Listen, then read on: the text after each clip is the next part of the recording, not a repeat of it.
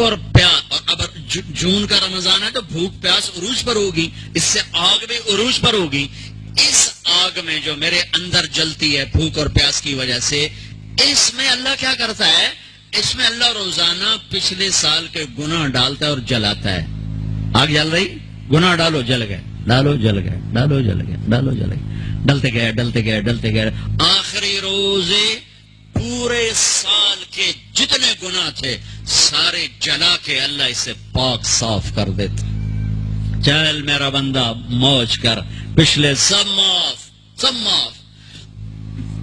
تو ہمارے سارے پکوڑے والوں کو شوق چڑھو گا، رمضان آئے پکوڑے وکن گے، سموسے والے آندے پہ رمضان آوے سموسے وکن گے، جتیاں والے آندے پہ عید آوے جتیاں وکن گیا۔